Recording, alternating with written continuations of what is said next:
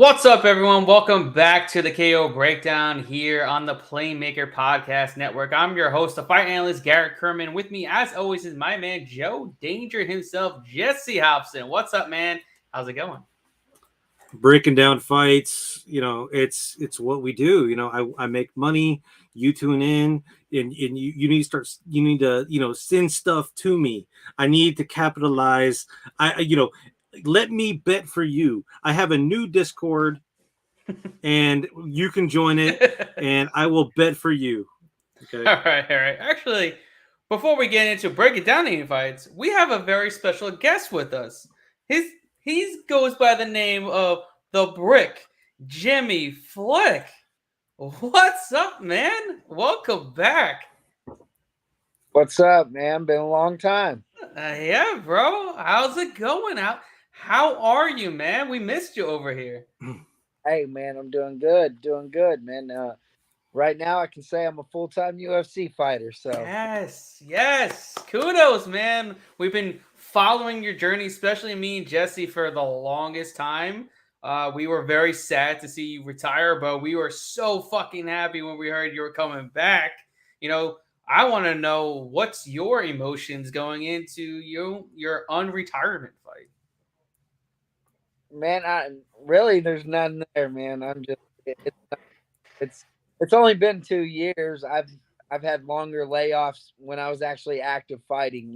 When I had surgery, fucking like 5 years ago, I had surgery on my knee and I was out for 2 years. So I've been out for 2 years. The emotions to come back is great, but already dealing with the opponent change. But I knew the UFC was going to take care of me, and have somebody. So I wasn't worried about not fighting on the 14th. I was just like, I'm probably not going to get a ranked opponent, but it's all good, man. I'm just ready to come back, fight, and show the world why I should have been there the whole time. Absolutely. I'd love to hear it. Absolutely. I just wanted to touch base on that fallout. So can you tell us what happened? What happened leading up to that whole debacle? Obviously, we know the whole James Krause situation, right? Because everybody knows what's going on there. But did you have any inclination that this was gonna happen because of the whole James Krause thing, or it kind of just sprung up out of the blue? Well, I mean, all kinds of people sent everybody an email, and then that's how everybody seen the email that viral that what was going on. And within like an hour or 2 hours after that email, I just got a message Jeff was out. So wow, that's all I got. And then I got offers, and I was like, oh, so we're doing this. That's crazy. Yeah, it definitely is. I know there's probably a lot of emotions going into this new fight because of the opponent change and all that good stuff. But do you like this matchup better? I feel like it's a more fun matchup because what Charles brings to the table. He's gonna come forward, he's gonna fight, and that's all you do is come forward and fight. So I feel like for the fans, this is like the people's main event for this fight card. I mean, let's be honest, this is gonna be a fun fucking fight. Dude, I can't wait, man. It honestly didn't matter who it was, but I think Charles is the best matchup. Offered guys that haven't even fought in the UFC, and Charles is 1-1, former LFA flyweight champ, and like you said, yeah, forward. Like I said, I think he's got great fight IQ. He's a good opponent, and he's never been finished. And I love finishing people. Like when I fought, what was it, Greg Fisher? He's never been finished. Nate Smith, not only did he not have a loss, but he never been finished. And then like he might never win again too, ever since I beat him. Or so I got up, and I think he's gonna push the fight. I'm gonna push the fight, so hopefully we'll have a lot of fans push for it. And I'm excited to get out there, fight again, get in, and call for some of the other flyweights. So I have one question. So since the last time you were on the show, we had another interesting guest, if you will, and it's a man that you're familiar with. His name is Cody Durden, and he had some interesting things to say about you. And I was I guess, curious as to if you would even be interested in a like a rematch of if you will, because quote unquote, he said he would beat your fucking ass. And not my words, his word. I'm a gentleman. So I was curious if you had a reaction for that. It's kind of funny because, well, let's break it down. So Cody hit me with everything he got. How many times did he drop me? Yeah, none. How many times was I rocked or like Jimmy's out on his feet? None. Did he have me in one of the worst positions in MMA? Did he have my back? Did he have hooks in? Was he hitting me? Yeah, he was. I still got up from the worst position early in the fight too. And we know that's the best Cody. He can't tell me he's good in round 2 and 3. Come on, we watched the last couple fights. So at his best, he had me at everything. I got back to my feet and I kicked him in the mouth. And he's lucky that that's all that happened. And then I hit a flying triangle.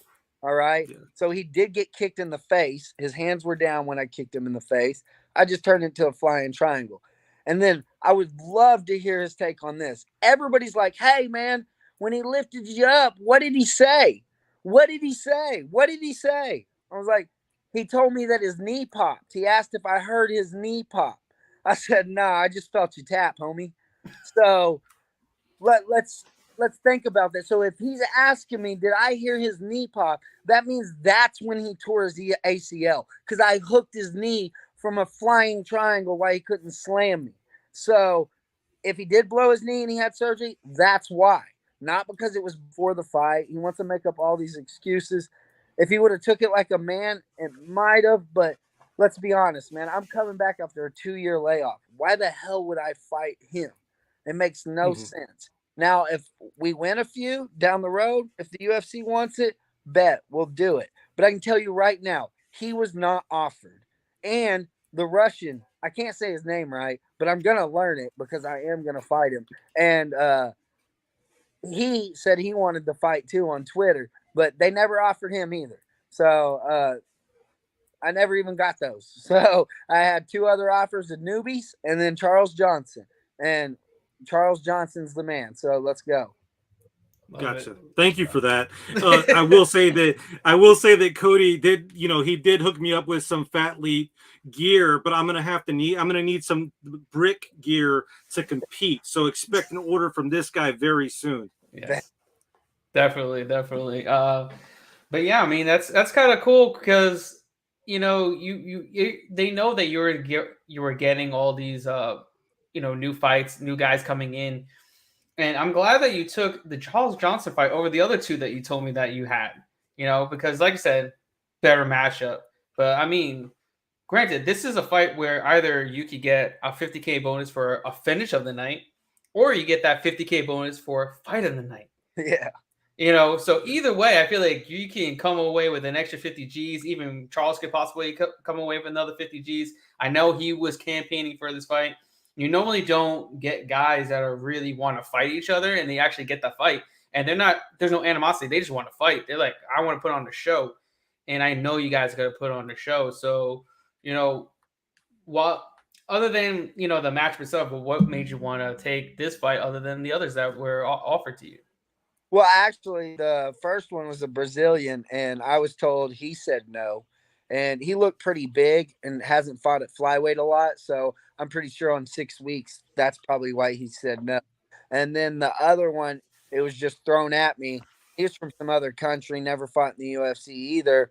And I felt like even him being 15-0, me beating somebody like that somebody might not know either, is not going to help me on my comeback fight. Like somebody like Charles Johnson, at least he's a former LFA flyweight champ.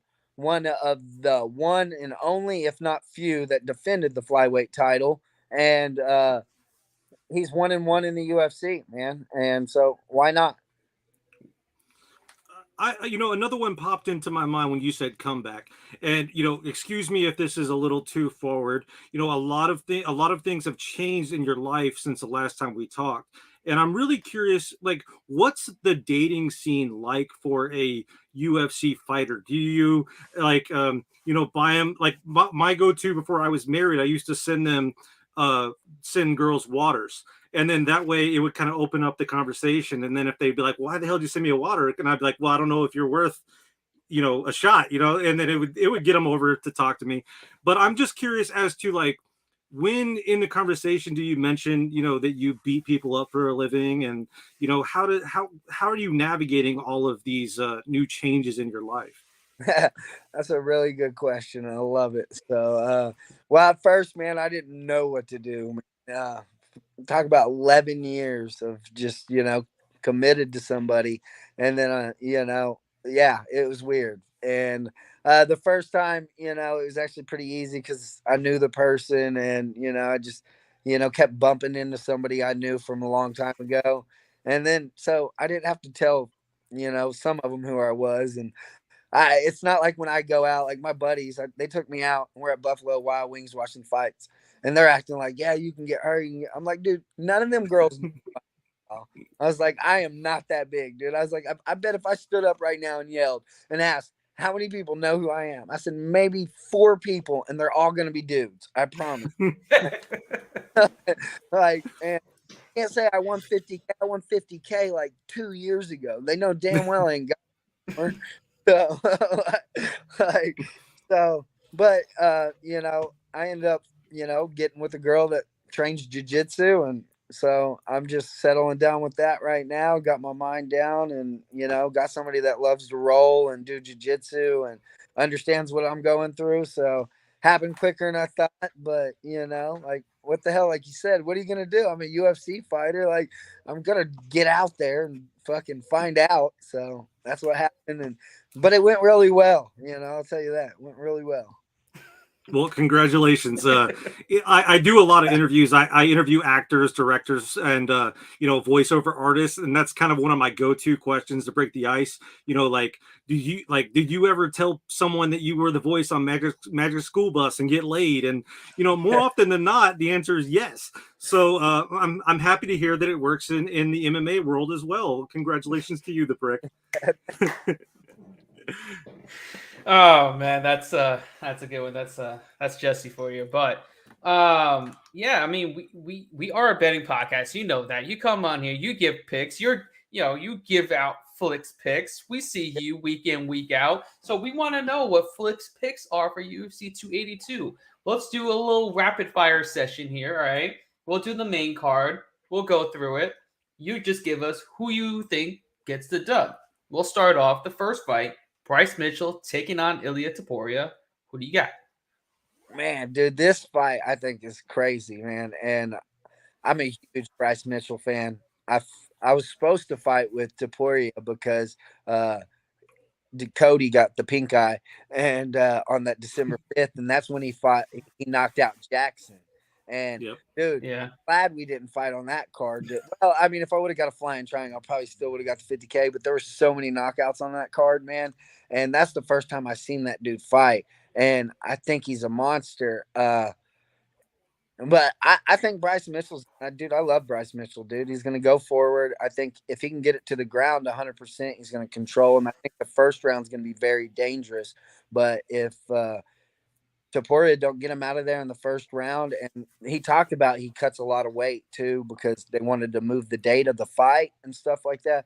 And Bryce, he's got cardio for days. So I think Bryce Mitchell, I don't know if he'll finish him. I think he might just take him down a lot and, control him. But I would like to see him get the submission. But I think it's going to be a good fight. And, man, it's hard picking Bryce Mitchell on that one. But I am going to pick Bryce Mitchell. That's a good one. Before we get to the next one, we have a comment from Alex Bambimov. I think that's what we want to say. But he's like, I love Jimmy. I'm a big fan of him. I'm so excited for his comeback. But no disrespect. If you offer Dagestanis or Chechen fighters, I'll keep my mouth shut. That's all I can tell. Wish you good luck. This fucking guy. Hey, they're going to come. We won. I mean, I only care about one. So. Like, his O's got to go, and I think I'm going to be the guy to do it.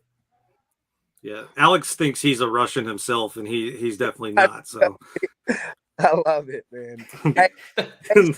He stays stuck to it, man, no matter what. Yep. It doesn't matter. It doesn't matter. You could be 0-25. That man will stick by his Chechen and his Russian fighters. He's like, don't matter. Russian and Bryce Mitchell. That's all he's about. Yep, that's true. Hey, look, Yep. Bryce Mitchell, his Right? boy. Jump His in boy. on love for Bryce Mitchell. I love Bryce Mitchell. I would pick Bryce Mitchell over a lot of people. So yeah, I'm with you on that one. Also, we have a question from Forrest Daniels. He's asking, how do you deal with Russian or Dagestani wrestlers? I haven't had to deal with them, so I So- don't know. But He's like, I don't know. I'm Don't gonna know. have them to say they're gonna come at me because that's my style. And like I think a lot of people they might be afraid to put me on my back. So if so, that might work good against them. And I don't know. But I'm fighting Charles Johnson, so Right. You don't have to worry about no Russians. That's a good thing. You don't have to worry about defending takedowns. You defend. Go against Charles Johnson. But anyways, let's keep it moving. The next fight is a fight between Darren Till and Dricus du Plessis in the middleweight division. Who do you got there?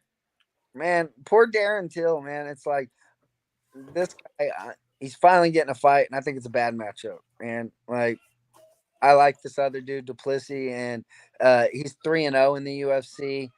He's well-rounded and he's smart. I think he just takes Darren Till down and beats him up, wears him out. But I think Darren Till's going to take another loss. That would suck. He's also talking about going back down to 170. I don't know if he's going to be able to do that at this point. We'll see. The next fight is a catchweight bout between Santiago Ponzinibbio and Alex Morono. What do you got in that one? I mean, Alex Morono took this fight on like a week's notice. He's fighting at catchweight 180. I like Alex. He brings the fight, but Santiago, man, his striking is really good. And I think Alex is going to strike with him. I don't think he's going to wrestle with him coming in out of shape. So I think Santiago is going to get it. I can see that. All right, so we're up to our co-main event, which is probably one of the more exciting fights on the card next to Bryce Mitchell and Ilia Topuria. Paddy Pimblett taking on Jared Gordon. What do you got there? Man, I got to support the Paddy, dude. Like, dude, he's hit the flying triangle. He knows what it's about. So I think Gordon's a tough dude, and it's going to be a good fight. I think he's going to have a test, but he's got the reach. He's already had 2 fights in the UFC, and he's doing good. Like, this is the only guy, like, I guess apparently when I got super fat, I should have took pictures. I should have showed people. I got as big as like 170 after I fought Cody, man. Like, I get pretty big sometimes, and like, it's insane. Like, I had cankles, and like, y'all, no joke. So no, it's actually fought Nate Smith because I got entered in USADA, and I had took a water pill to try to help my cankles go down, and the UFC was like, "No, you can't take that, man." And I was like, "Well, I told you, but it was just because I'm fat, man. I promise." Like so when they showed up and drug tested me, thank goodness it wasn't even in my system because I only took it one time, and trying to get some water out of my fat ass. Like, I was like 173. Insane, man. No pictures though. Next time. All right, so we're on to our main event between Jan Blachowicz and Magomed Ankalaev for the heavyweight championship. What do you got there? I mean, the Russian, like, that was for what's his name, Alex. Yeah, going with him. I mean, what's crazy though, I went back and looked at it just because I wanted to know. Y'all know who his one loss in the UFC was? Paul Craig. Yeah. And that fool be getting them all. Jamal Hill, like, there's a few other, like, that's the guy, man. Like, but he's on like a 9-fight win streak, man, and I think it's a great matchup for him. I don't think Jan will be able to get it to the ground, and unless Jan overwhelms a big storm and homeboy gasses out, I don't see it happening. I think he gets it done in the first 3 rounds as well. Oh, that's interesting. Yeah. Interesting. I have one other question about this card. You know, I'm actually going to be rooting for Rosas Jr. just because he's ugly as fuck, and I feel sorry for him.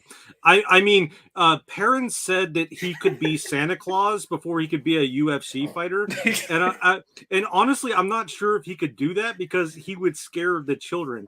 I don't think he can work in the public. So what else is he going to do besides be a fighter?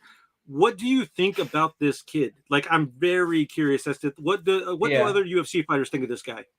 Dude, honestly, I don't know what to think. And honestly, I wasn't impressed by him. I mean, he's got good jiu-jitsu. That's it. I honestly think he's got his hands full tomorrow night. And I think Yeah. that, I mean, he fought, we all, I mean, I'm pretty sure y'all know Miguel. I mean, Mhm. Miguel's a tough dude, man. And I don't think he fought the smartest fight, but he stuck in there and didn't get finished, and this kid's caliber as he gets in the UFC is only going to get better. And Jay, the guy he's fighting, got 2 losses and they're by decision. So in the UFC, and I don't know. I think he's got a tough fight for him. I think he's trying too hard though, because he really wants to push being the youngest UFC fighter. But there's no way in hell, homie. Like I'll come up 35 and fucking smash you. Like way better than kids too, dude. And like he's good, and I think over time it'll be all right. But if he tries too hard too soon, you lose 3, 4 fights in the UFC. It don't matter who you are, you're gone. That's Yep. true. That's Cool. Thank you for that. Yeah, that's a good. It's gonna be interesting to see him fight. This fight card, top to bottom, is actually pretty good. I know he lost a few fights, but if there was one fight that stands out to you, what would be your fight for this fight card? That stands out the most. Yeah. Oh, it's man, Bryce Mitchell, man, that's my fight, dude. Like that's the one I'm gonna be watching. I'm excited to see that guy back. We do have a flyweight fight. I am excited for that because De Silva, he's 1-2. He really needs to get a win here, and they're giving him a newcomer. I don't know who this guy is, but he's a favorite over him. So I mean, if you're fighting a guy with 3 fights in the UFC and you're a favorite, I mean, imagine he's pretty good. But I didn't do no research on what's it like Salvador, I think. Yeah. Yeah. Vinicius Salvador. Yeah. So did he fight on the Tuesday night contender? Because I feel like I heard his contender. Yeah. So. He beat Shannon Ross by knockout in the second round, I believe. Yeah. Okay, nice. So that's good. So I'll be watching that fight to see how it goes. I'm always watching the flyweight fights now because, like you said, we never know who's going to step up, and if everything goes good, I got 2 fights on my contract after this. Like I said, it's a full-time job now. I want to win this fight, and then I want to stay active. Maybe call a few names out, see if I get them. If I don't, stay on standby. Take Charles Johnson's status, by beating him and then be the most active flyweight, so then they could have 2 of us, so I'm trying to do this full time and, fight out this contract and see what kind of opportunities I have. So as far as like getting back in there, as long as you're fully healthy, you're looking to get back in there fairly soon, right? Probably 3-4 months down the road after this next fight. Yeah, man, most definitely, or even sooner. I mean, like you said, I'm going right back to the gym. I'm gonna stay out. I mean, that's gonna be my full time job. I do commentating. I do, other things to try to make money as well. And I push my own merchandise now, so I'll stock up on my own merchandise. I want to go and set up booths, talk, just get my name out there, get my merchandise out there. So I'll have that in a month. I'll have the brick merchandise. I had a pre-order link out, so some people hit it. I sold a couple hundred shirts, and then I'll 50 in stock on my hand while I can, kind of push it myself. I'm gonna get some hats made and start pushing that. And I just want to get my name out there and do what I can, and go fight January 14th, and hopefully go pick up this W and fucking see what the UFC offers next. Awesome, bro. Awesome. If you find yourself in Houston, feel free to reach out to me. I know a bunch of people out here that do like card shows and things like that, and it wouldn't be an issue getting you a booth to sell some shirts, take some pictures, kiss some babies, that sort of thing. Find some titties. Hell yeah, I love it. Hell yeah. I'll help you run that booth. All right, man. We appreciate your time here. We don't want to take up too much of your time. But before you go, you need to shout out, everything you can. Your website for your merchandise, your social handles. We want everybody to know where they can follow you and where they could buy the hottest Flick merchandise. Jimmy the Brick Flick. Let them know. All right. Well, on the merchandise, like I said, the link just went off, so I'll have to set it up again later. But you can always follow my fan page. Fan page is Jimmy the Brick Flick. If you just go in and type in www.thebrickmma.com, it takes you straight to my fan page. If you do that on Google, or you can just do it in the Facebook search, it takes you right to my fan page. Hit the like button, and boom, you can talk to me, message me. I'm on Twitter at Jimmy Flick. I'm on Instagram at the Brick MMA with that little blue check mark. Nice. So, I'm trying to get all my other accounts certified as well. So I appreciate everybody for the support. And I want to give a shout out to all my sponsors. Shout out to Harvest Health, Industrial Motor Services, Tulsa Sport Acupuncture, Evolved Health, Palmer Law, Primary Colors Retro Relics, now going to be Primary Collectibles, Broadway Barber Shop, The Parlor Hair and Ink, International Crematory Services. I told them I'm going to send all the bodies over there after I get done with them. Inkwell Printing, USA, Forza Combat Sports, CrossFit Sand Springs, and Ryan BJJ. I got it all right there, man. All them sponsors help me out. I'm able to quit my job. I got 5 weeks trained full time, and got 5 weeks for Charles Johnson, January 14th. I can't wait, man. I appreciate y'all. I appreciate you, bro. If you guys need any help finding any of these links or getting in touch with Jimmy the Brick Flick, feel free to reach out to me. I know you guys know me and how to find me, but I will get you in touch with this man. I will get you in touch with all of his merch and his social medias. We are here to serve this man because we are in full support of him January 14th. Absolutely, bro. Absolutely. We appreciate you coming on. You're always welcome to come back on here. We definitely want you to come back on after you get this dub. We want to hear all about it. So yeah, man, we appreciate you. Good luck. Get that dub, and we'll see you next time. All right. Hey, I have one question though for y'all. What? Do fight coach? Who y'all picking? Oh, you. I don't. I'm taking I don't have to second guess it. Yeah, I don't have to second guess it. We're not second guessing shit here. No, my sub. Yeah, my definitely. sub. But just like you say, he's gonna fade down the stretch. You'll take over and get the dub. Right. Here's an idea for your next shirt. Death, taxes, Jimmy Flick by sub. Print it. Love it. Love it. Yeah. All right, appreciate you, bro. Talk to you later. Yep, later, y'all. All right, that was Jimmy the Brick Flick, everybody. Please go over there. Get over there, follow this man. Buy his merchandise when it's back up there. We can't wait to see him fight January 14th, taking on Charles Johnson. That fight is going to be an absolute banger. I like when he told me that was one of the people that they were thinking about matching him up with. I was all in on that matchup. Man, that was going to be insane. We know what Charles Johnson brings to the table.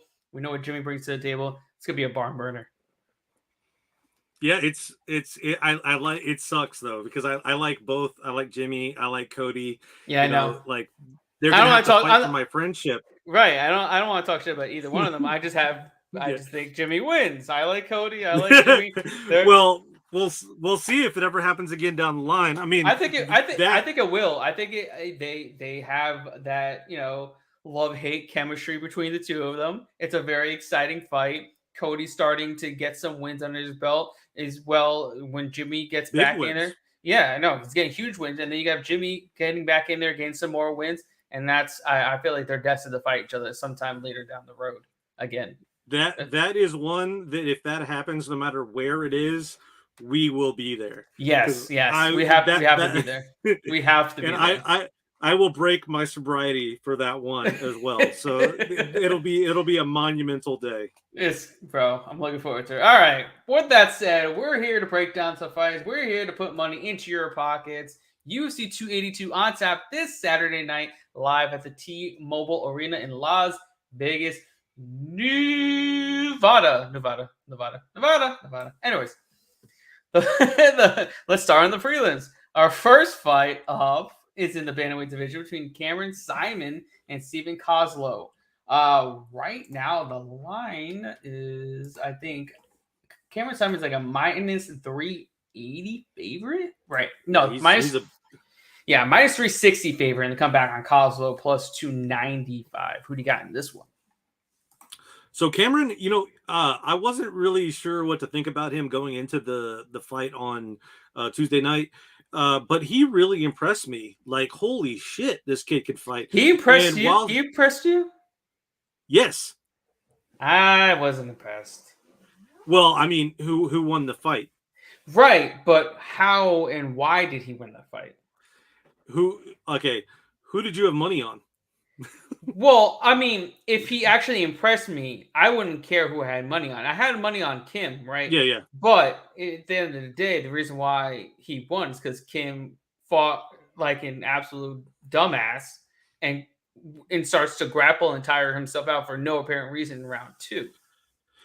Yeah, but I also think that this kid is super young. Yes. And yes. I mean, like, going against Kim in that position, like, that's a lot of pressure. Right. It's a huge step up.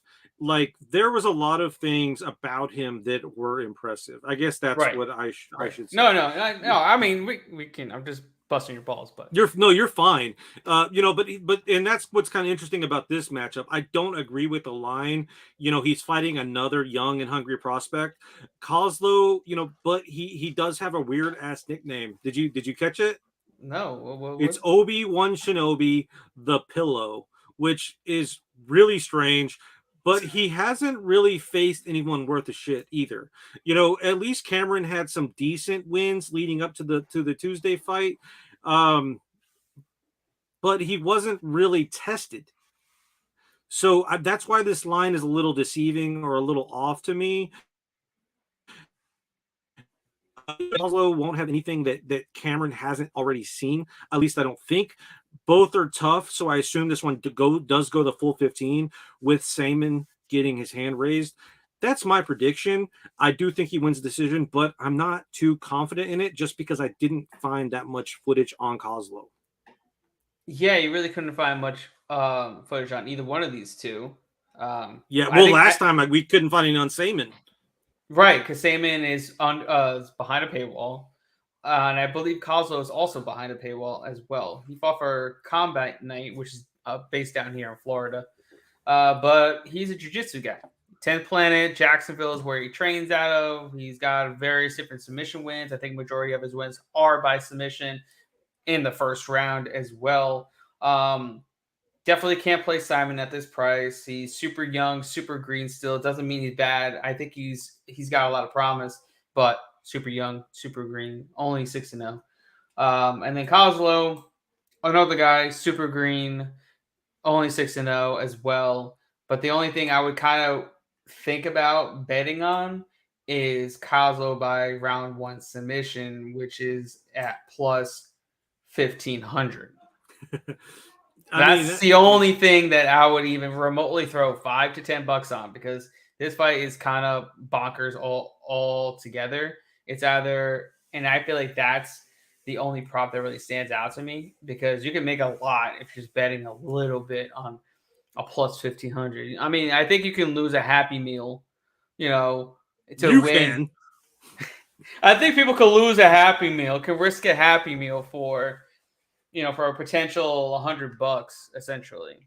Almost. But here's another storyline, I guess you could say. So obviously, Simon and Duplessis, they hang out together. They train together. They're part of the same little camp. Can you imagine just walking into a Buffalo Wild Wings and seeing those two? But my point is that I'm assuming that they're going to try to do something like a Molly McCann, Patty Pimblett here.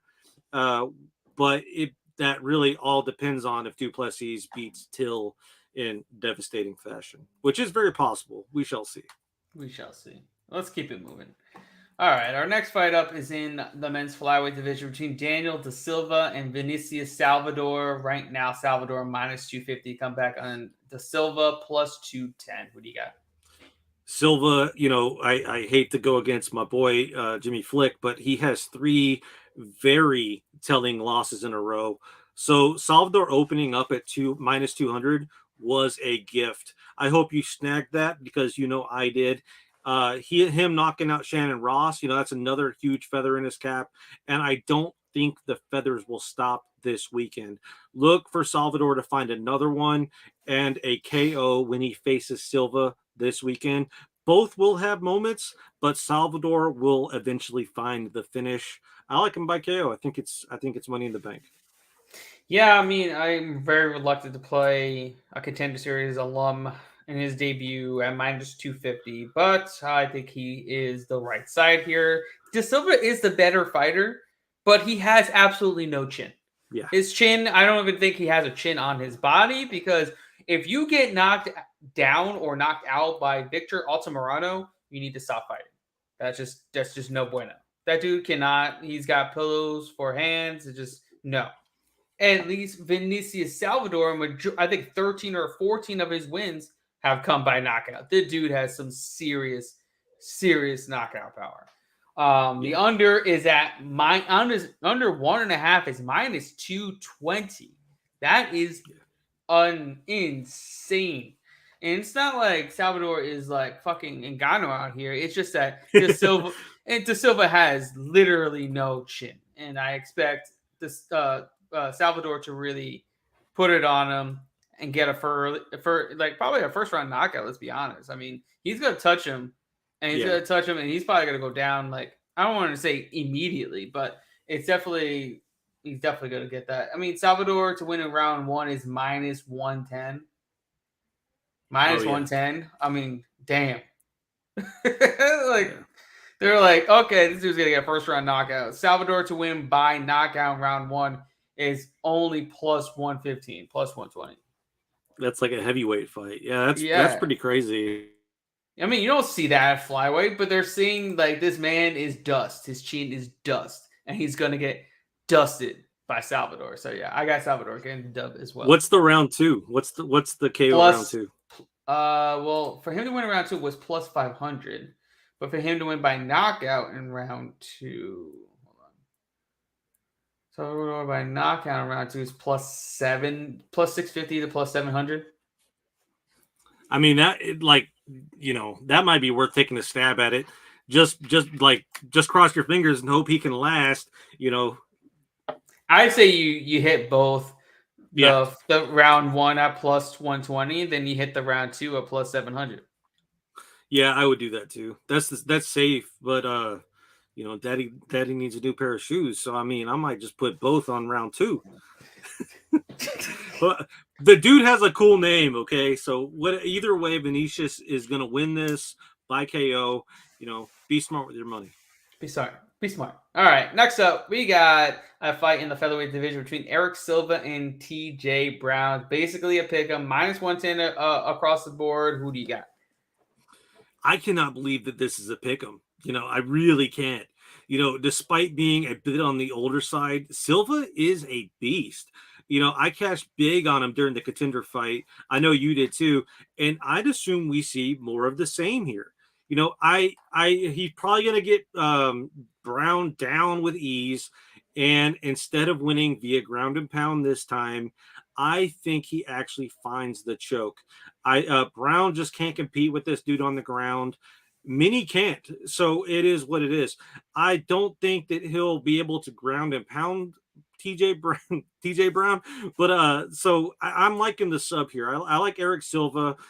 I love these odds, and I'm liking the submission as well. Probably round 1, like Forrest is saying. Yeah, I agree. I definitely agree. I jumped all over this. We got him at -110. It's still a good price. We know that Brown's defensive lapses is in his defensive grappling. He got taken down, controlled by Charlene Nordebecka. He got taken down and controlled by Danny Chavez. He's been taken down in 4 of his last 6 fights. Eric Silva, I mean, he's not an elite BJJ black belt, but he's a big fucking dude. I mean, he used to fight at 155. He's big. He's strong. He's competent enough on the feet to not get knocked out. Yeah. And his grappling is just going to be better than Brown, and I feel like he finishes him too via rear naked choke, like Forrest Daniels is saying. I think he's just the better grappler. We've seen Brown have troubles with heavy top control and a very good grappler, which Silva is. Another thing to note, both James Krause and Bryce Mitchell will not be in his corner. So that's two people that normally are in his corner not being able to be there. Obviously, Bryce is fighting and Krause is banned. So we know that I think maybe his striking coach that has been there with him is going to be in his corner, plus two other random people that are going to be there. So not having your head coach, not having your main training partner in your corner, I think is going to be at a big disadvantage for him as well. So give me Silva getting the job done, and TJ Brown is just another glory hole MMA fighter on the wrong end of getting cut. Yeah, it's kind of weird. You would assume that line would have got hit a little bit more, you know. Well, we'll see. There's also sports books that are not taking bets on Krause fighters. Brown is one of those fighters. So if you go to New Jersey, you cannot bet on this fight. It will not be on the board, supposedly. That's interesting. Yeah. So, cool. Anyways, keeping it moving. Our next fight up is in the featherweight division between Billy Quarantillo and Alexander Hernandez. Right now, Billy Q minus 170 to come back on Hernandez plus 145. What do you got? Oh, how the mighty have fallen. You know, it seems like just yesterday that Hernandez stunned Dariush, but it doesn't seem like Hernandez really has evolved. You know, I love the kid, you know, San Antonio prospect, but something has got to give. You know, Billy Q, on the other hand, he has extremely heavy hands for his frame, and despite the reach disadvantage, I'm thinking that jab, you know, should be money. The only thing I'm worried about is Billy's new gang affiliation. He's hanging out with this loser Ben Davis of .com, and I can't help but think that this is a little bit of a distraction. You know, I assume this one goes down a lot like the Cowboy fight. Alex, a bloody mess, and his opponent with their hand raised. I love Alex, don't get me wrong. I love that he's like, you know, he plays up the prick aspect. You know, I think it works when he's winning, but obviously I don't think that it'll work for this fight. Yeah. And Billy Q, message for you. Pick better friends. That's all I have to say. Oh man, I actually like this fight. I'm just trying to figure out why Alexander Hernandez is making the move down to 145. It's never a good thing when you're moving down a weight class unless you're Jose Aldo. He's the only exception here at all, because the rest, it doesn't work out, especially when Hernandez is already big for 155. I mean, the dude is fucking yoked, and now he has to drop down to 145. So you have questions there about his cardio. His cardio was already shit at 155. It's not going to get better cutting down an extra 10 pounds. It's just not. So, and we know Billy has extreme cardio. He puts on an extreme pace that it's hard to match. And I expect him to drown Hernandez in this matchup. I like Billy Q to win in round 3, and that's plus 1,000. Well, I like that. Yeah, I think that's Hernandez does fade, and he will every fight. Every fight he fades, and there's no way, no how he doesn't fade in a fight, cutting it 10 extra pounds in the first fight. I mean, it's not an automatic that this is going to hit, but I think Billy Q is a late round finisher too. He's finished numerous opponents late rounds, and I think Hernandez is another guy he can finish late. He fades at 155. Billy Q puts on an insane pace that's hard to match. I think he's going to have Hernandez huffing and puffing midway round 2 and get that third round finish. Yeah, you know, I'm curious to see, you know, you mentioned Hernandez is yoked. He's coming down in weight. I'm curious to see if his nipples still have muscles. So that'll be the big bet for me, the over-under, how many nipples still have muscles. So anyway. When we look into Forrest Daniels says, I love this fucking show. You fellas do your homework in a sport that's very difficult to bet on. I mean that. I appreciate you, Forrest Daniels. We love having you here each and every episode with us. But yes, we also will look to see how many muscles, how many nipple muscles that Alexander Hernandez has this weekend. Apparently, yeah, I will. All right, Jesse will let us know next week. All right, moving on. Our next fight up is in the middleweight division between Chris Curtis and Joaquin Buckley. Right now, the line is minus 165 for Buckley to come back on Curtis, plus 140. Who do you got? This is an interesting fight, but I have to mention this. When I sign into Twitter these days, I really don't know what to expect. That being said, seeing Chris Curtis telling a recently turned 18-year-old family member to start an OnlyFans wasn't on my bingo sheet. I mean, seriously, hear me out. Telling anyone to join OnlyFans is odd, but why would you suggest it to a family member? Chris Curtis, so have someone look over your tweets, my man, because that is just weird. Separate the art from the artist, I guess. We have, the MMA finally has their Woody Allen. Moving on. Ray Cooper III is the only one to have knocked out Curtis. And to me, that seems like Buckley's path to victory. Curtis has fought and beat the better competition. Ultimately, I like the dog odds here on Chris Curtis. I like him by decision because I really don't. I think that he'll be able to avoid Buckley's heavy hands, and I think that he'll just cruise to a decision ultimately. But either way, yeah, quit tweeting. Put the Twitter down. Oh man, my only drawback about Curtis, we saw in the Hermanson fight, he wasn't able to corral Hermanson. He wasn't able to cut off the cage. If you can't do that here, he's going to have trouble with Buckley, who I think is a little bit faster than him, a little bit more athletic as well. But what Buckley does is he tends to come into range when he lands his strikes. He jumps in, jumps out, uses that speed and that power, and that's where Curtis is going to have to counter him as he comes in. If he's not able to, I think Buckley will be able to just kind of outpoint him, just do more, land more shots, and get the job done. But ultimately, at this price, I would probably take the dog money on Chris Curtis as well. I think he's got a more well-rounded skill set. I think he's more polished in his striking as well.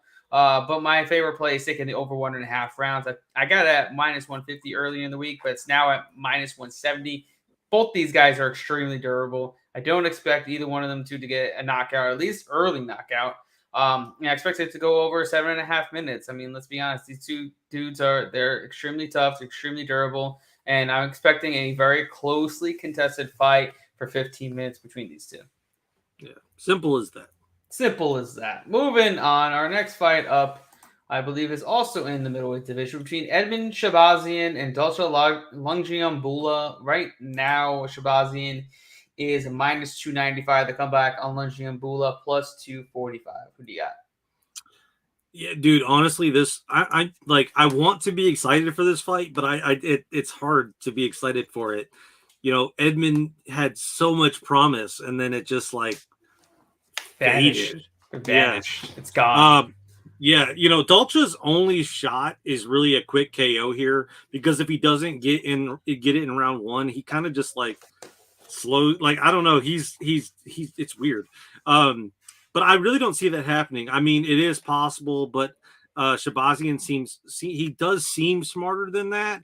Both guys have decision losses recently, and because of this, I'm thinking both guys attempt to avoid the big blows, and one of them cruises to a decision.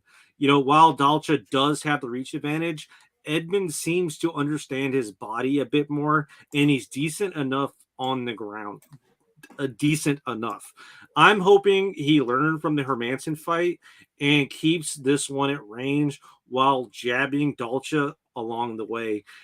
In conclusion, I think that this will be really, really boring, and I think it's going to just come down to who's smarter. I'm going to guess that it's Edmund, and I think he does win by decision, but the line, this is not a good fight. Yeah, I mean, we have Las Vegas Edmund Shabazian now trending over at Extreme Couture. We're hoping and praying that this layoff, the change of camps will just do him a lot better. I'm expecting to see a much better version of him than we saw in the Amalva fight where he got absolutely dominated.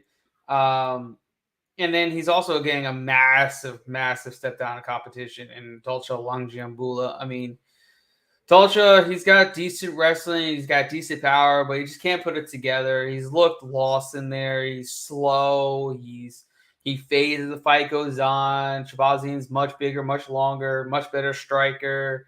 So it pretty much comes down to whether or not Shabazian is, all done, like he's done, or he's trying to get back on track, and I feel like he gets back on track here. It's a showcase fight. They're giving him a layup. They're letting him get his feet wet after his new training camp. They want him to get a win because he's marketable. He's still a good fighter. He had a lot of promise. So I just think they threw him to the wolves too fast with Derek Brunson, which we cashed at plus 300 against him. So, but yeah, I get Edmund Shabazian taking this one, finally getting back into the win column. Yeah. We appreciate you, Forrest Daniel, skipping the 282 press conference for us. We love you, man. We love you. One love. Yeah, while we have Forrest up there, we did have a friendly play against. It was the what was the main event last week? Kevin Holland and Wonder Boy Thompson. Ooh, yeah, that was a good fight. Well, he had Wonder Boy. I had Holland. Oh, so your boy paid out. So you gotta listen to me, bro. And just like I should have listened to you on Roman Dolitzy. So and Ryan Spann. But I'm not keeping count. I think you are. I think you are a little bit. I think I have more to keep counting on, but who's counting there? Anyways, let's keep it moving. Hopefully I get invited back next week. All right, our featured bout on the prelims, we have a fight in the bantamweight division between Jay Perrin and Raul Rosas Jr. Right now, Rosas minus 230 to come back on Perrin plus 195. What do you got? Yeah, I already mentioned this. I'm going for Rosas just because he's ugly, and I really don't think he has a career outside of MMA or sports in general. I think that with MMA, at least he has the excuse that I got punched in the face. If he had a different build, he could hide it with a helmet or even whatever. I mean, seriously, he can't work in public. He looks like someone had a fresh cup of Play-Doh and just went to town. He's a little green still, but I think he handles Perrin here. The fight will probably find its way to the ground, and either Perrin gets held or subbed. The outcome just really depends on if Rosas wants it. We could see something like we saw on Tuesday where he just holds him on the ground and we get a boring decision. But I'm gonna go out on a limb here and say he wins by submission. Yeah, I'm leaning towards that way as well. I don't really like playing his lineup minus 230 because he is 18. He is facing a guy that's much more experienced than him, that has much more, probably, I don't want to say more strength than him, but I mean, he's got more overall MMA experience, and that really helps him. But the thing is, Rosas, he's elite in one area where Perrin is not. He's not elite in any area. He's good. He's a good all-around fighter. He can win striking exchanges. He can take you to the mat, but he's not elite. And I think the elite grappling of Rosas will be able to take Perrin down. I think he'll drag him to the mat one which way possible. He's got good double legs. He's got good single legs. He's got good chain wrestling to go with his elite jiu-jitsu skills. The way he was able to, keep Mondo's back and keep him to the mat, it was impressive. But there's not a line I really want to test whether he's going to win or lose, but I think it gets the job done. And also, you have to think about Perrin. I mean, he's got a lot of things stacked up against him. He's going against a kid, someone that just turned legal. So now he has all that added pressure that he has to beat a kid. Hi, Chris Curtis. He has all this added pressure that he should not be losing to a child. Okay. Then he'll be 3 in a row and probably cut on top of it. So there's all this added pressure to it that I think may boil over into this matchup and really be at a disadvantage for him. I like Perrin. I like the way he fights and stuff like that. I hope he does get the job done. But ultimately, I think Roses gets the dub here via sub, probably inside 2 rounds. Yeah, the one thing that's interesting about this fight before we move on is, they're kind of throwing this in the mix as far as like one of the big fights to watch, and they had to dig deep for those highlights, man. Oh yeah, they had like Jay Perrin versus Roses Jr., and I'm like, where did you find this footage? It's like they just put their heads on other. Yeah, I mean, because you really couldn't find much on Roses, so I don't know what they really pulled. Just them like punching. Yeah, I don't know what they pulled out of their ass to make this montage that they're going to probably use to promote this fight, because they're really pushing Roses. I mean, to give him a featured prelim spot, he's a kid. He's only 18 years old. They have so much. They're bringing so much hype behind this kid, and that's the reason why I kind of am reluctant to pay a premium of -230, because there's no pressure. No, there's a shit ton of pressure.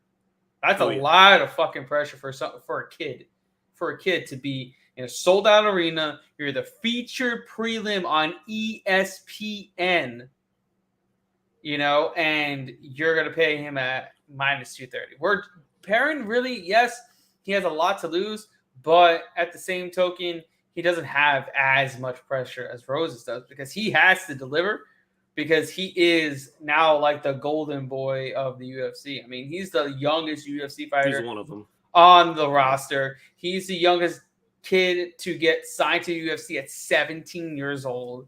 So there's all of this added pressure, because he's talking about being great, being the next champion, being the youngest champion.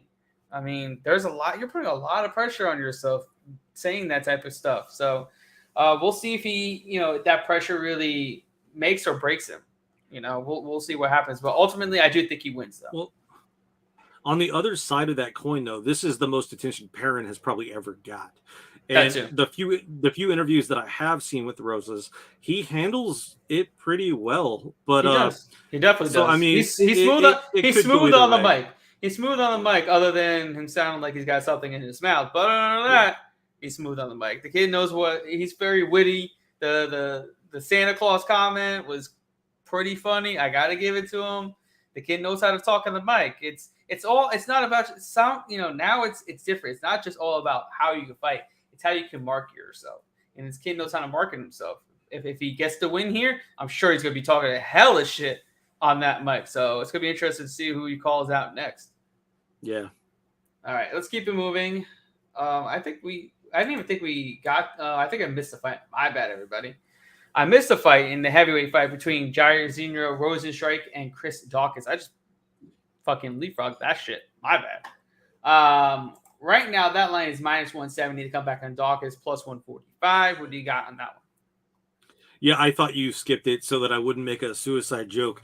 So I will. So what I will say is that for Garrett's sake, is that Chris Dawkins was not in the best of worlds per se after his last loss, and then it's amazing to me, as well as Garrett, because he's the one that pointed this out to me, that Rozenstruik is only sitting at a -170. After being so down and out, you would assume that the odds would be a little bit different. Speaking of which, though, Dawkins losing to Lewis in the way that he did is a little more telling by the day. Rozenstruik has faced and beat the better competition, and he has a slight reach advantage. There's nothing that Dawkins can bring that Rozenstruik hasn't seen, and the dude hits hard. That's a given. Dawkins will have his moments. I would assume that Rozenstruik finds the range and then eventually finds the finish. I like Dawkins. I just think that they pushed him a little too a little too fast, and I think it kind of bit the UFC in the ass a little bit. Yeah, I completely agree with that. I mean, he looked good, in his wins. He's got all knockout wins. That's why he got, the main event spot against Derek Lewis, and to his fault, got knocked the fuck out. And then gave him another main event spot against Curtis Blades, got knocked the fuck out. And now you get another heavy-handed hitter in Jairzinho Rozenstruik. You're not giving him any easy fights now, because anyone in the top 10 is a heavy-handed fighter. They're not like an Abdurakhimov or anybody like that in the top 10. So you Shamil. You don't get Shamil. You don't bet on, you don't have any Shamils in the top 10. So anybody there is going to have heavy hands. And I think this is just a bad matchup. Rozenstruik, he's a decorated kickboxer. He was a kickboxer before turning into MMA. He's starting to round out his game. I know he's been working a lot on his wrestling, and I expect Dawkins to attempt takedowns here, but I feel like he's to no avail. I think Rozenstruik's going to have better takedown defense than people are going to give him credit for, and I think he's going to blast Dawkins probably inside 2 rounds. I like Chris Dawkins. I don't want to see him go out, but this is a really tough matchup. Maybe he proves me wrong, but I'm betting on Jairzinho Rozenstruik to get it done via knockout. Yeah, and also I know that we were kidding and joking, but if anyone out there needs to talk about their life, there are phone numbers and people you can reach out to. I think it's like dial 98. So I feel for Dawkins for having those ideas and thoughts, but it's not worth it. We got Forrest Daniels today's Thursday's facts brought to you by Garrett Kerman, Jesse Hobson. That's what we're here for, bringing you these facts. And then David Thomason, and you can get laid offering water. He knows. Oh man, it's a secret. Right. Trust me, try it. That's smart. Okay, I'm not gonna try it because I kind of David can try it and then report back. The other really good thing, or one of the funner things to do, is to like, if you want to start a conversation, go up to a girl and be like, "Hey, my friend over there, they asked him if he wants to be on Maury," and then, dude, for some reason, girls have so many opinions about daytime TV, and they will buy you drinks just to talk to you and your friend about you potentially being on Maury. So heads up, that's just another. I don't know, like I was gonna pull something out of my pocket. It's just another gem that if you guys would like to use. Jimmy Flick, feel free to use that too, my man. All right, let's keep it moving. Our first fight up on the main cards is fought between Bryce Mitchell and Ilia Topuria in the featherweight division. Right now, Bryce Mitchell. Sorry, it's all the way down here. Bryce. Yeah, it's in a weird spot. Yeah. He's plus 120 in the comeback on Ilia Topuria, minus 140. Who do you got? Ultimately, this is like a like a heart. This is a heart pick and a heart play. I am rooting for Mitchell to win solely because I want to see another weird post-fight speech. There's no doubt the guy is talented, and there's just something weird takes that I love. I think last time we spoke about it too. There's this like belief in himself that makes him a better fighter, and that's something you can't teach. Topuria, what can we say that hasn't already been said? The dude has heavy hands. He's decent on the ground. But if this goes to the ground, which it probably will, I think Mitchell has a solid shot at sneaking in a submission. The kid has came a long way since losing to Bracatona. And it's so crazy to think that of all the studs on that show, Bryce Mitchell is still the one that's hanging strong with no losses. So wow, Bryce Mitchell by sub. Let's go. Yeah, I'm on Mitchell here. I don't know if it's gonna be a submission because Ilia is a decorated BJJ black belt, but I mean, this is his toughest test yet for Topuria. I mean, he hasn't really had to defend takedowns against arguably anybody. I mean, there's I think Ryan Hall is the only one that attempted more than 2 takedowns, and Ryan Hall is a terrible wrestler. He cannot take fights to the mat at all. And we saw Yusuf Zalal, granted this was on short notice, have success in the grappling against Topuria. He reversed position numerous times. He was able to control him for almost a third of the fight. So, yeah, man. I mean, I feel like there's gonna be levels to this. I know Topuria's got heavy hands. We know that he can knock out anybody. He's coming off 3 straight knockouts. Granted, all those guys are chinny as fuck, but we'll see. Bryce did go up against good heavy-handed hitters too. I mean, let's not forget that he went up against Edson Barbosa and Andre Fili. Those are 2 heavy-handed fighters, and he was able to weather their storm. He was able to take their punches, and he was able to go in and take them to the mat. And it really comes down to, I wouldn't want to play Topuria at -140 when you really haven't seen him fight through bad adversity. We haven't really seen him have to defend relentless takedown attempts either. Bryce is averaging 3.4 takedowns per 15 minutes, and he's successful on 52% of those takedowns. That is really damn impressive. He has 15 takedowns in his last 4 fights. 15 takedowns. 11 in his last 2 alone against Edson Barbosa, who he knocked down, might I add. Mm-hmm. He knocked down Edson Barbosa, and then he just wrestle-fucked Andre Fili into oblivion. I'm not saying this could be an easy fight by any means. Topuria is tough. He's got knockout power. He's got submission game. He's lethal. He's extremely dangerous. But I'm taking a shot on the dog here. I'm taking Bryce Mitchell at +120. We'll see what happens. Yeah, good fight regardless. I'm okay with losing money on a good fight. Yeah, that's arguably the best fight in the card. Let's be honest. It really is the best fight in the card. All right, moving on. Our next fight is in the middleweight division between Darren Till and Dricus du Plessis.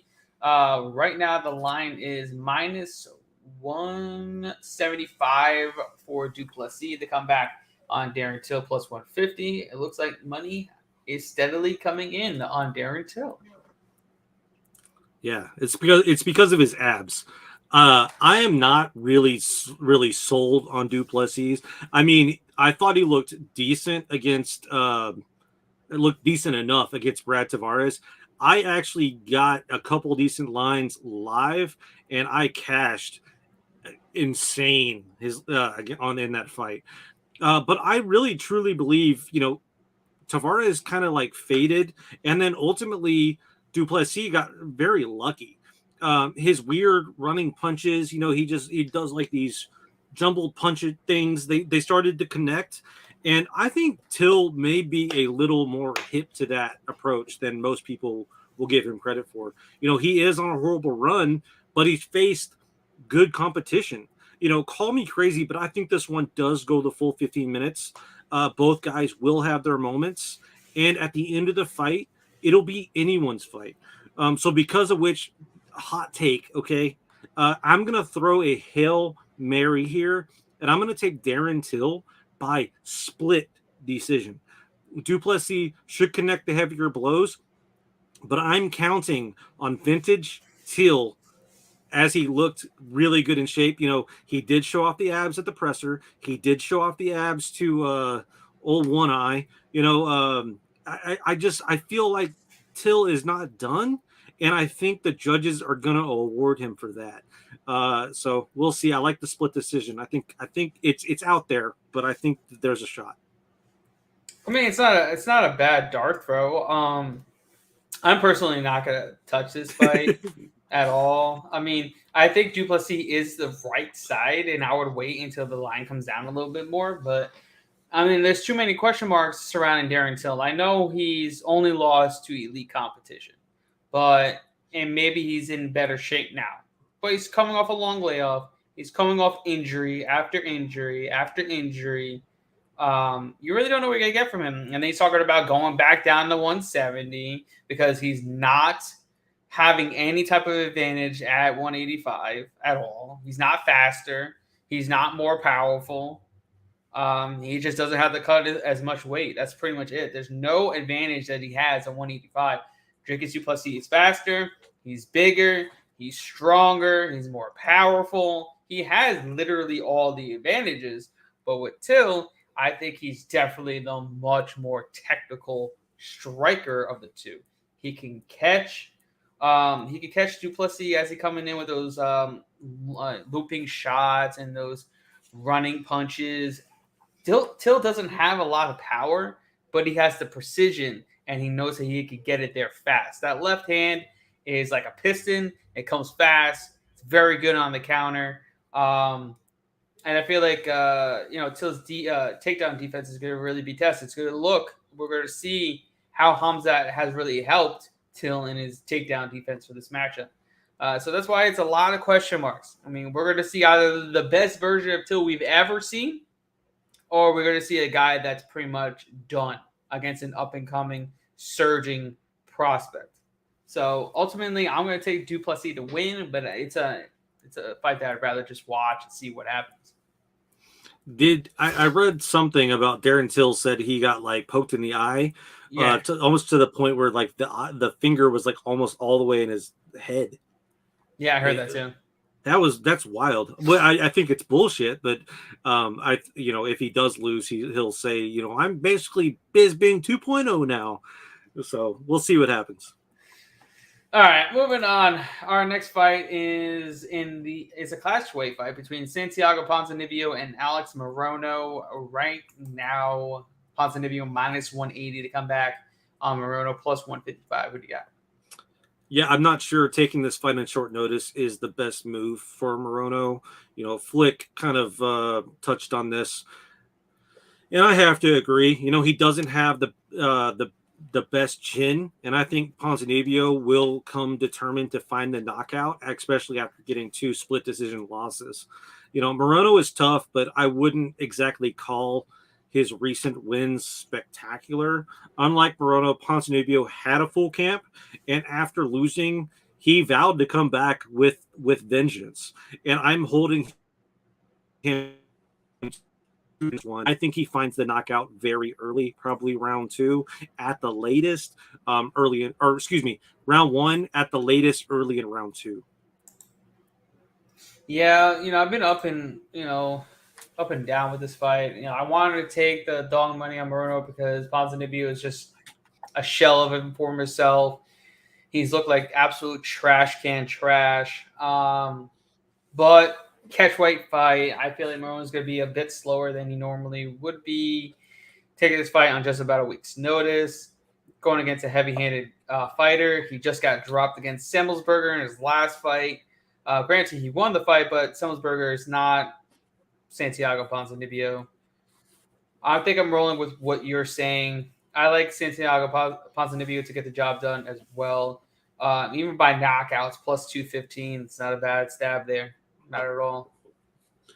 Yeah, just listening to his speech after the fact and leading up to this fight, it just seems like he's gonna die on his shield. So he's either getting knocked. So I think it's worth the stab. Yeah, I definitely agree with you there. All right, we're getting up to our co-main event of the evening in a lightweight bout between Paddy Pimblett and Jared Gordon. Right now, Paddy minus 250, come back on Gordon plus 210. Who do you got? Yeah, Pimblett, he has to avenge Fishgold's loss, right?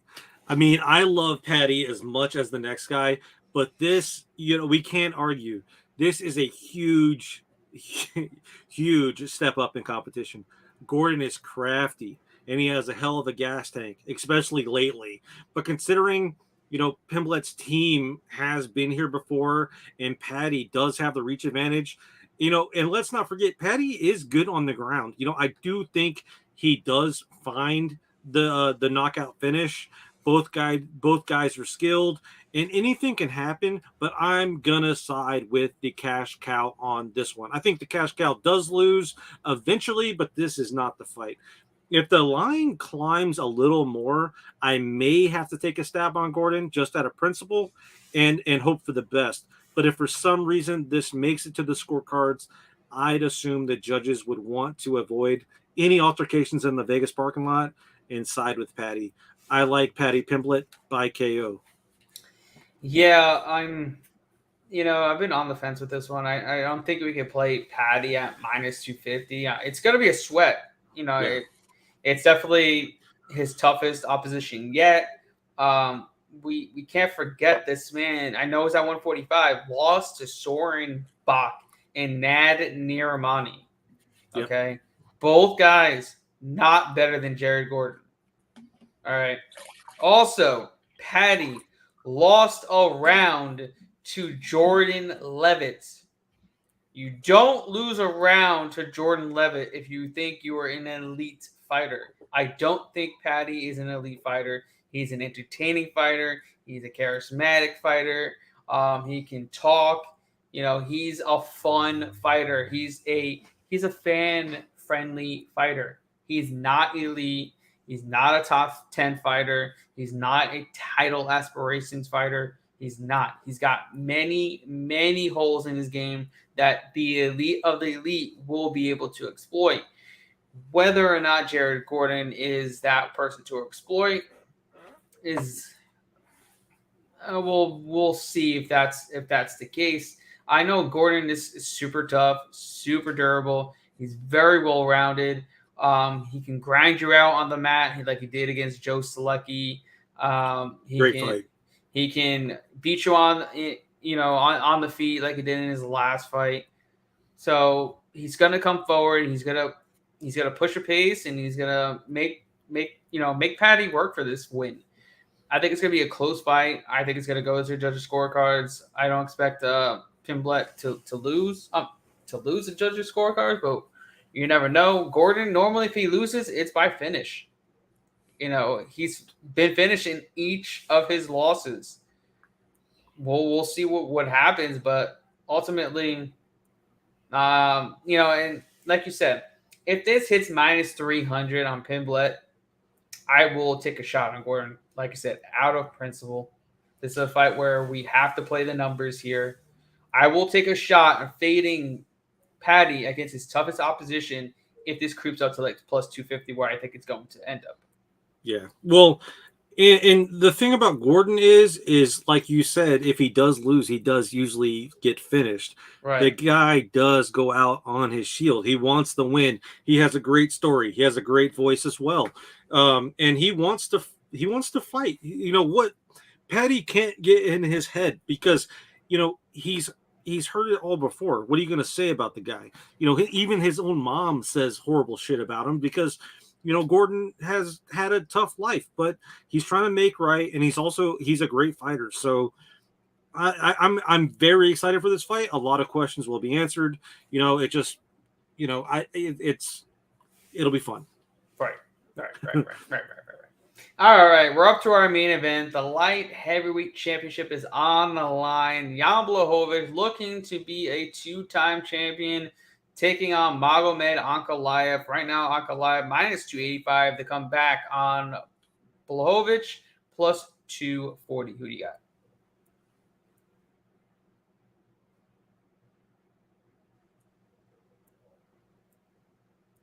I'm here. Are you here? Oh. No, I heard. You didn't hear me? Well, I announced it. I'm asking, who do you got? Let's put it that way. Oh, I'm sorry. I lost you for a moment. All right. So this fight, I'm getting tired. So, and I know you guys are too. But this is going to be a great fight as well. But it's going to go one of two ways. Either Blachowicz finds the KO or Ankalaev wins by decision. I saw a lot of chatter about Ankalaev finding the sub. Dude has no sub wins, so don't bet that.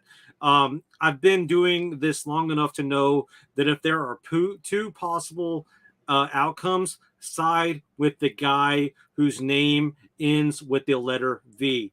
Rakic looks good until the leg injury, and a 43-year-old man handled Blachowicz with ease. Ankalaev has been on a tear since losing to Craig.